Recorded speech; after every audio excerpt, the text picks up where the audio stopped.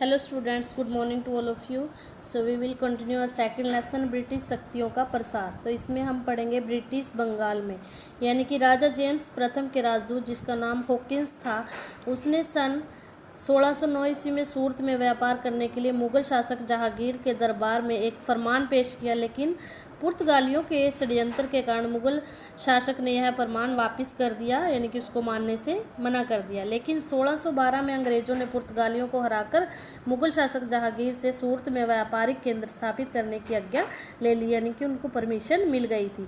सन 1615 में अंग्रेजों ने अपना व्यापारिक केंद्र स्थापित कर लिया और सन 1615 में अंग्रेजी राजदूत सर थॉमस रॉय मुगल शासक से आगरा, अहमदाबाद और भरूच में और कारखाने खोलने की आज्ञा उन्होंने ले ली।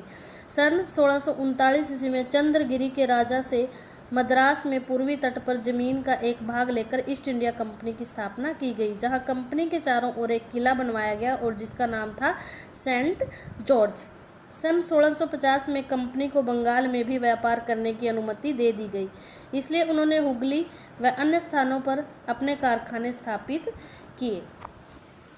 सन 1661 ईस्वी में इंग्लैंड के राजा चार्ल्स द्वितीय ने कंपनी को सिक्के जारी करने, किले बनाने, युद्ध के दौरान सहायता के लिए सेना रखने की अनुमति उन्होंने दे दी और सन 1689 तक बंगाल में अपने 3 गांव स्थापित कर चुके थे और कारखाना के चारों ओर फोर्ट विलियम बनाया। फोर्ट विलियम क्या था? एक किला था जो कि कलकत्ता में हुगली नदी के किनारे पर बनाया गया था।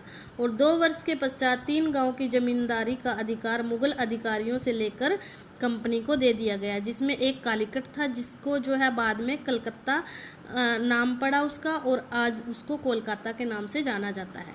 और कंपनी ने मुगल शासक औरंगजेब से कंपनी को बिना शुल्क चुकाए व्यापार करने का अधिकार प्राप्त कर लिया और औरंगजेब के फरमान से केवल कंपनी को ही शुल्क मुक्त व्यापार करने का अधिकार दिया गया था, लेकिन कंपनी के वे अफसर जो निजी व्यापार करते थे उन्हें यह अधिकार नहीं था, यानी कि उनको टैक्स भरना पड़ता था व्यापार करने के लिए।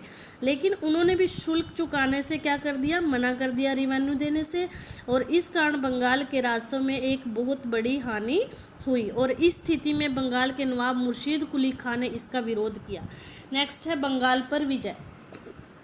18वीं शताब्दी के प्रारंभ में कंपनी और बंगाल के नवाब के बीच विवाद बढ़ता चला गया और मुगलों के पतन के बाद बंगाल पर एक स्वतंत्र शासन हो गया और सन 1740 से 1756 तक अलीवर्दी खान ने बंगाल में उड़ीसा, जो कि अब जो है ओडिशा के नाम से जाना जाता है, वहाँ पे अपना शासन किया और उसने अंग्रेजों की वास्तविक नीयत को पहचाना और अपनी निगरानी में उनको रखा। और 1756 में अलीवर्दी खान की मृत्यु के बाद उसकी छोटी बहन के पुत्र सिराजुद्दौला को बंगाल का नवाब बनाया गया और उसके रिश्तेदार जो है उसको बिल्कुल भी उसकी नीतियों को और उसको पसंद नहीं करते थे। वे उसे गद्दी से नीचे उतारने का बहुत ज़्यादा प्रयास करने लगे और अंग्रेजों ने क्या किया?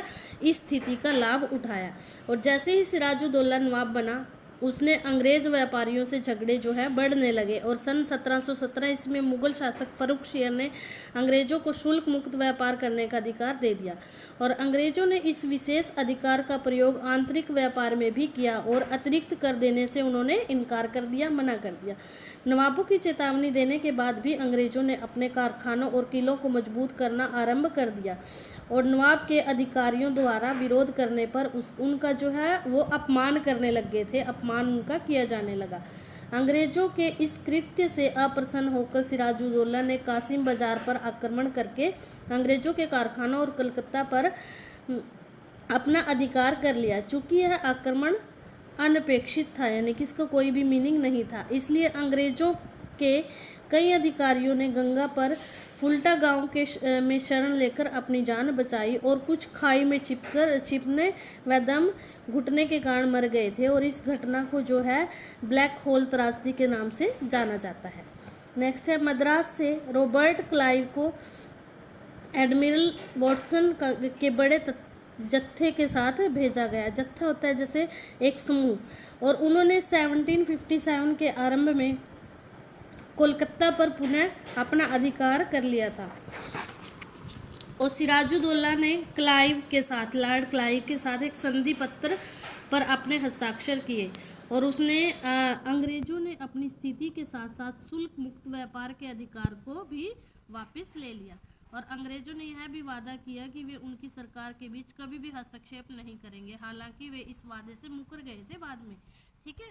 और सिराजुद्दौला के अधिकारी, रिश्तेदार व जगत सेठ सभी उनके विरुद्ध थे और उनकी सेना का सेनापति मीर जाफर स्वयं नवाब बनना चाहता था और इसलिए वह जगत सेठ अमीचंद के साथ क्लाइव से मिल गया और मीर जाफर ने सिराजुद्दौला से पीछा छुड़वाने के लिए क्लाइव से संधि कर ली और क्लाइव ने मीर जाफर को नवाब बनाने का एवज में कंपनी को बड़ा कमीशन देने का वादा किया। उसने उसको लालच दे दिया कि मैं आपको जो है राजा बनाऊंगा, यानी कि शासक बनाऊंगा। ठीक है, ये उन्होंने लालच दे दिया और इस तरह से जो सिराजुद्दौला है युद्ध में हार गया था, प्लासी के युद्ध में।